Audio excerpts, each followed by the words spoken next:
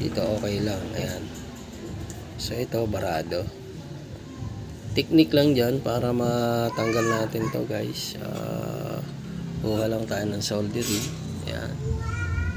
Kailangan mainit siya guys. Kita mo. Naka-on yan. Ayan. So initin lang natin to. Ayan. Pag ganyan guys. Ayan. Kita mo. Tusukin lang natin yung gitna. Ayan. Kita nyo. May ano na siya. May upa. So gamitan natin itong screw. So isa sa paraan to para matanggal natin to guys. Yan. Tanyo. Saglit lang. Oh. Ayan. Oh. Ayan. Kita nyo guys. Yan. Ayan. So tsaka natin hugutin yan. Yan. Ayan. Iyon. Oh. Kita nyo.